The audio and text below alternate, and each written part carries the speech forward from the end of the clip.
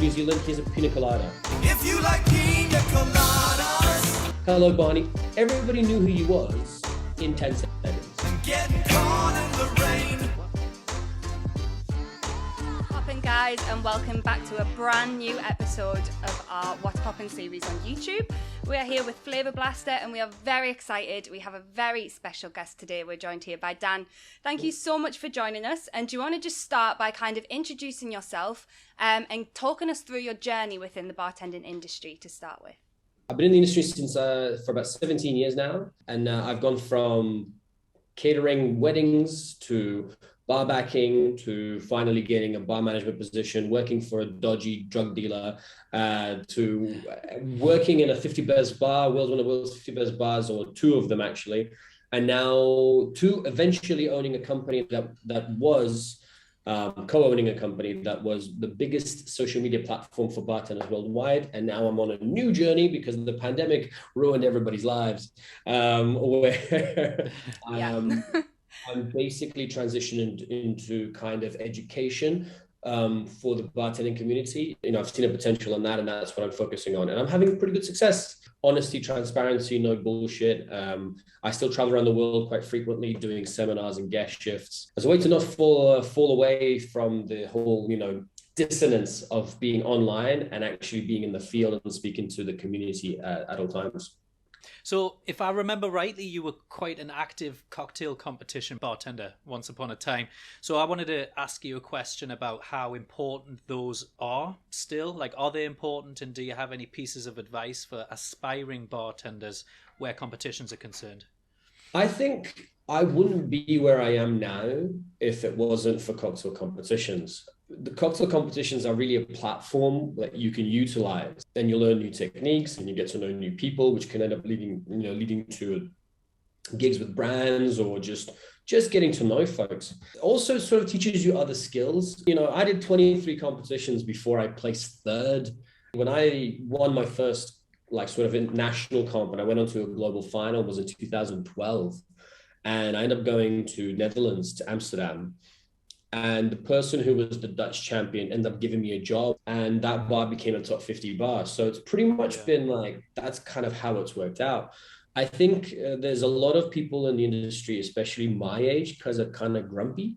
We get a bit cynical. Oh, yes. The knees are starting to hurt, and you and your acids and your powders, and we used to use fresh lime juice, and we used to squeeze every single one by hand, and you've got these fancy machines, and we get a little bit whiny about it. And I catch myself doing this all the time.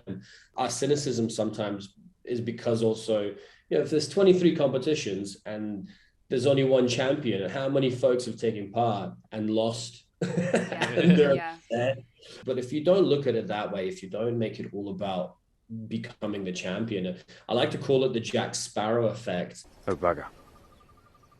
You make sure everyone in the room knows who you are. One of the best things I've ever seen was a global comp, and the New Zealand champion was late by 3 days because of flight delays, and the final was in Jamaica. Everyone's already mates, everyone's already gotten drunk, whatever. They're 3 days into the comp. It's a 5-day competition. So if he turns up, no one knows who he is. He did the most amazing thing ever. Went straight to the bar. There's 15 competitors, ordered 15 pina coladas, took a massive tray. One by one went, hello, Barney, champion of New Zealand, here's a pina colada. If you like pina coladas. Hello, Barney. Everybody knew who you was in 10 seconds. Getting caught in the rain. What advice would you give to bartenders who are looking to basically look after their well-being, and like, how important is it? There's sort of a Venn diagram, right? Where when you don't have a name, when you don't have money, when you don't have opportunity, what you do sacrifice is your time, usually because you don't have the other two. When you start to get a name for yourself, when you start to get a bit of money, when you have the experience, that's when you can sort of gain some of your time back, right? The worst thing that happens in our industry is like Peter Pan syndrome. I know, I'm incredible. People just think they're never going to have to grow up. They can always work 5-6 days a week, 365 days a year, and on the weekend go fucking tits balls to the wall and turn up hungover the next day. Maybe you've only slept an hour or two because they've been at a rave or something. So the number one thing is just figuring out yourself. Figuring out yourself before life teaches you a hard lesson. Like a reality check that I had two. First was I had an appendix that blew, and I had the pain for 3 weeks, but I ignored it. And I was like, oh yeah, no, I'll go get it checked up. And then you have a couple of drinks and it doesn't hurt anymore. And so in my case, I was very lucky. But I ended up spending 2 weeks in hospital, and they were like, dude, what the fuck is wrong with you? Like, why didn't you just get, yeah, I've had the pain for 3 weeks. They're like, you've had a swollen appendix. How does that happen? So, you know what I mean? So I was quite lucky that it didn't turn out worse. The other thing, in talking about specifically mentally, I think this is much more difficult. Physically, you're like, oh, he's got a scar. You're overweight. You can go scan it. I think it's much more difficult psychologically. And there is a certain element in the industry where the toughest survive. Whoa, you have to go through shit. And as being somebody who's gone through loads of shit and as a result has developed quite a thick skin, I see a bit of benefit to that because, you know, you're like, no water off a duck's back, you know, oh, you're a cunt. Yeah, right. So are you, gives a shit. Like, you don't care. You're not as a modern word is triggered by anything. You're just like, whatever, you know. I've been to cocktail bars where young bartenders, there's a fight in the bar and this 22-year-old doesn't know what to do because they've never had to deal with it because they've never worked in a nightclub or a pub or whatever. They've only ever worked in a fancy cocktail bar with a smoking gun. Yeah. And they're like deer in headlights, and you're like, dude, just rip them apart. Yeah. You know, whatever. They're gonna break all your antique bullshit that you've just bought in Borough Market for way too much money. So you know what I mean? There's elements of you can't baby too much, and you can't be too harsh either, because I know bars where just people have left in tears and broken, psychologically hate the people behind them. Yeah. If you ever feel like you are going through a difficult time, anxiety or stress or whatever, go see a professional. Don't look at fucking yoga influencers on Instagram. Don't read inspirational quotes on Pinterest or don't do any of that. WebMD will tell you have cancer, right? Doesn't matter. The NHS is wonderful. Drinks Trust, for example, in the UK does a great job. You can seek professional help. You've talked a lot about social media there, and obviously building your personal brand through social media. So this is part, I think, of a wider movement, probably because of COVID, of bartenders moving their business elsewhere, moving it online and finding other avenues in which they can spread education and ultimately make money. So kind of a very entrepreneurial stance by a lot of bartenders. How important have you found this in building your career? And again, if you have any quick advice for people who are kind of wanting to make the jump themselves, but aren't 100% sure of how to go about it, it'd be great if you could share that. This is honestly like distilling it, right? Completely distilling it.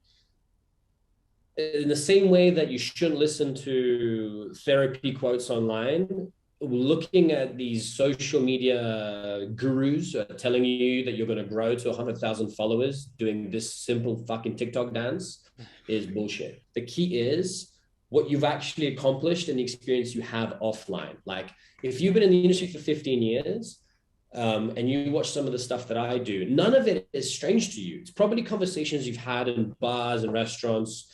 It's just been produced specifically for a platform like Instagram where it's easily digestible and clear. The bar industry is oftentimes full of shit. In my case, the number one thing I was like, well, what's everybody else doing? Everyone's posting the same fucking picture of the drink. Or some people were doing like daiquiris on ironing boards because the ironing boards look like bars and Bacardi was giving them money to make daiquiris with Bacardi. I'm like, cool. What do I have in my house as a nerd bartender who collects booze and menus and whatever that possibly might be interesting for someone else? And my first breakthrough was I was doing menu reviews.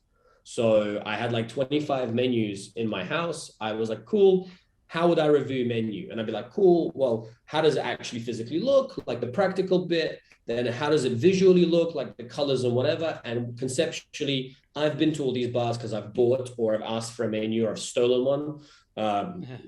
As you do. And so I know what the bar's like, and then let's look at this. And then we just end up analyzing them and doing these 5, 6, 7 minute videos where I'm like, Here's my thoughts. There's no fucking way I can read that. Next thing you know, well, so, they're long form, so they're not exactly 1 minute, they're not 10 seconds. But the people that were watching them, it's who's watching you is more important than the number. Because if you think about it, you've got 3,000 views, 20% of the people watched until like 3 minutes in, and then you went down to 10%. You're telling me 280 people saw this video to completion? How many seminars have you been to? There's 280 people in the room. Yeah. So even if you hold 100 people's attention, 50 people's attention for a 4-minute video, that's probably more than you can fit into a seminar during a bus show. Yeah. So you're like, cool, 50 people are now watch my shit. They're probably going to go talk about it. Next thing you know, I've got people from all over the world sending me their menus for review. Yeah. Right. So that means that's created a sort of what I call dark social, where people, you don't know it, you can't see the views necessarily or likes, but people are talking about you. It's going further. For those trying to get into social media, you don't have a choice, right? It's the future. You don't have to put your whole life on social. An example of social media is like running a bar. Bars don't live off bartenders. So don't expect your mates or your family to run your socials and comment on everything. Once you start to get some regulars that comment regularly and whatever, and if it's all organic, if there's no bullshit, man, speak to them, give them some love, comment on their stuff, because they're your regular guests. They're the ones that are always supporting you, and they're the only ones that don't have, they don't feel obligated to because you're your mate. These are the ones who genuinely like you for what you put online. And once you make that switch to like, cool, I'm going to focus on the regulars and what they like, and I'm going to use what I already have, what experience I already have in my life and share that, then great. And you'll see it building, and then new ideas will come. The 3 most important takeaways I did was focusing on your regulars, B, focusing on what experience you have yourself. Then I've got like this idea of emotional, educational, and entertaining. So some of the content is personal, very emotional, like the trail series. Dan, where's the money? What money? There's some memes that I've adapted that are not just the ones everyone else is doing, but my own ones, like the t-shirts that I've got done now because of that. Love it. Saw that. They're entertaining, so people like sharing that. And educational is like today I posted about brand development. Once you mix those things up, then people aren't bored. You don't become like the sort of one-trick pony that's always 50 million words and I just can't be bothered, or like, oh, it's another meme, right? That's a meme page. So then if you mix it up, you have variety. That means that people are more interested to see what you're going to come up with. And some stuff will be the stuff that you be very viral. But if you start only doing that, that will die. And then you don't have anything else. So that variety is important.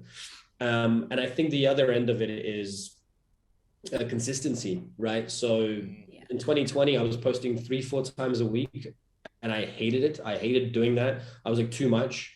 I don't want this, way too much posting. And then I saw this a designer from LA, and he was like, I post every day. I'm like, how the fuck do you post every day? What are you gonna do? Hard work. And his mindset, he was like, he showed like, okay, cool, I know this, but I realized that the amount of people who know this super intense, deep, multi-layered thing don't get it. There's like 1%. So what if I break that down into digestible chunks so that one idea can produce 4 pieces of content? The whole thing is that I don't produce 365 pieces of content. I produce 52 in a year. I just break down it throughout the week in a digestible way that everybody understands. And so I was like, cool, that makes sense. But I was like, but why every day? And he was like, well, you turn up to work every day, you'll get everyday results. Love it. Okay, we're going to move on to the next section of the interview now. We're going to just get straight into it. So first question is, what's your favorite cocktail?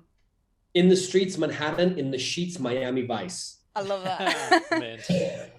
Favorite local bar? Favorite local bar is a bar in Barcelona called Marlow. No one's ever heard of it. All they make is classic drinks. And I can be a total knobhead and go, make me this ridiculous classic cocktail that no one ever makes. And it's super obscure. And they're like, yes, son. And then they throw me out. Love it. Okay, next one is, what's one thing that you think everyone should know? It's one thing that I took a long time for me to learn. It's the importance of patience. You strike me as someone who might have several answers for the next one, but what is an unpopular opinion that you have about the bartending industry? I think 90% of bartenders' problems are only themselves to blame. There's fair not Good it's point. not it's not the government's fault, it's not your employer's fault, it's not the judges of the cocktail comp's fault, that's not the brand's fault, it's usually your own fucking fault. And they just don't want to take responsibility for it. Simple as. Nice. I like it. Okay, next question is, what do you think the most important thing is about bartending? I think it's the ability to listen. I never used to work day shifts. Some guy called in sick. Can you come in on a Sunday day shift? Sunday's a very important day in British culture, especially in the pub. And I'd never worked that shift before. And there was a paper, it was the Sunday with the supplements. And he's like, you got to learn that. You got to read everything about it. I was like, I don't like theater. I'm not interested in the local football games. Like, yeah, but the people are going to come in. That's what they're going to talk about. That's their life. Yeah. This is, so you need to know what the fuck you're talking about. You need to know that, even if you don't like it. That's your job. You're their ritual. You're their host for Sunday. And then he said, I want you to tell me something about those 5 regulars that you always see that you didn't know before. Something personal, not about their favorite fucking football player, something about their life. And so that ability to listen, when you learn to listen to people and you ask questions, you actually become way more interesting than when you're just talking shit about yourself and your wonderful life that you've been. And then they'll think that you're a really good conversationalist, because people love talking about themselves. Pretty much. The next thing that we want to do with you is our feature called Poppin or Droppin.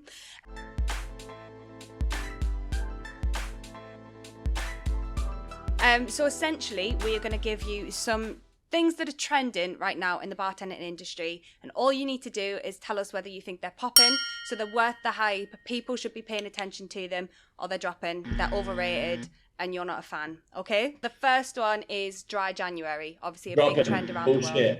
Bullshit. Fucking See, there garbage. it is. That's what we need. That's what we need. Bullshit. It's bullshit. What, dry January is January. December's get fucking piss spelled on your money month. I've got a mate in Edinburgh. He's a doctor. He works in a rehab center. He makes me do this like liver cleanse. That's a special diet every 2 weeks in a year. But he said, if you really want your liver to fucking recover, you need to go 3 months without a drop. It takes a month for your liver to go, all right, yeah, I'm going to get into regeneration mode. If you go a month in January not drinking, and then the moment dry January midnight stops and you're like 7 pints, you're doing it's not actually fuck all. Yeah. Fuck all. Okay, that's the kind of honesty we were looking for. All right, Bullshit. I approached the next question with trepidation. Leftover citrus cordial. Drop in. Why are you doing it? What are it for? Are you doing it again to virtue signal because you're being sustainable? Fuck off. We're one of the most least sustainable industries, right? Find a way to use it, right? Compost it. I don't know. Most people in this industry, they don't go to bars to eat garbage. They want fresh mint. They want fresh citrus. They don't want, oh look, it's leftover citrus cordial for the same price as citrus cordial. It's like you can't really sell it for the same price, and you can't, and if you're doing it just to tell the whole world you're making it leftover citrus cordial, you're doing it for the wrong fucking reasons. Right, okay. Next one then is bottled and canned cocktails. I think it's popping and dropping, right? Okay. So there's some people doing an amazing job at it, right? There's people that are doing it properly. I think the white box drinks in London, they've got Senna Negroni. Oh, yeah. That's doing it properly. Anyone who's just like, oh, yeah, I'll just jump on the bandwagon just to make some money because it's like the hot new thing. It's just like hard seltzers. It's just shite carbonated. Water. It's it. So if it's done well, definitely popping. If it's a bandwagon cash in, I think it's dropping. Next one is we say nostalgia. So the reemergence of 70s and 80s drinks. Right, I'm popping, but I'm biased. Like the thing that I like about the 70s and 80s is that They made drinks like that because they didn't have a choice. You could only get so many fruits. Fresh fruit juice was considered the shit. UHT cartons, you know what I mean? Yeah. So they didn't have an option. Now I think we have a lot more options. You know, we get fresh fruit all over the world. You can get for a price anything you like. So, but what I find interesting is that it feels like they were more creative with their flavor combos and some of the weird stuff they were doing. Because nowadays you go around London and you go to like the top 10 bars and all the drinks are in the same glassware, all crystal clear, with some pipette of fucking oil. They all look the same. Whereas you go to maybe TGI Fridays or similar kind of stuff and you order a bunch of drinks and they look a bit different, a little bit more fun. For me, they're popping right now. I like it. I think if you go to Satan's Whiskers and you order a Miami Vice, it'll be the best thing you've ever done to yourself in dry January. Yeah, agreed. Okay, I love that. I love all of those honest opinions. So the last thing that we want to do with you then is open the floor for you. So is there anything that you think that people should be paying more attention to right now in the bartending industry?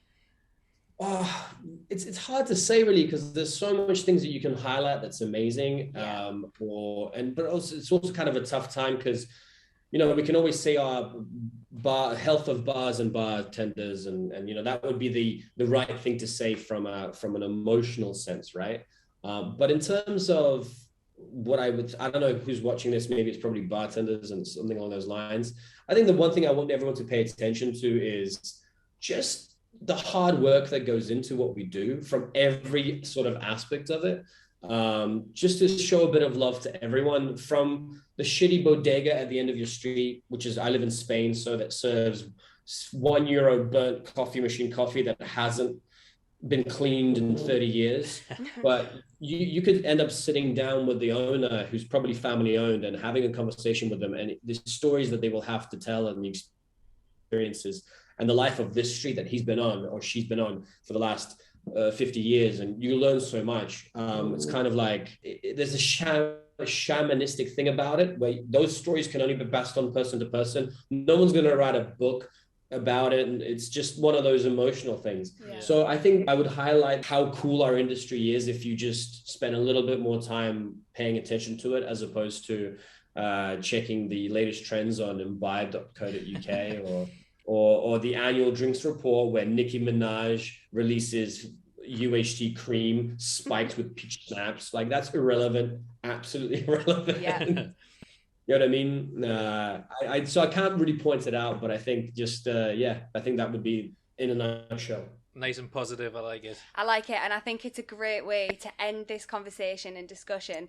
I think you've had some really, really good points there, and hopefully whoever's watching can take so much away from what you've said. So thank you so much for joining us and spreading your honesty, spreading your opinions, and most of all your advice, because like I said, I think it's really, really valuable. So yeah, thank you so much, Dan. Cheers, for sitting down with us. If anyone wants to check out your social media and things like that, we'll make sure it's all over this page so they can click and they can find out more about you. Thank you for watching, and make sure you hit the like and subscribe button for more content. If you want to check out Flavor Blaster, you can check us out on our website or our social media pages.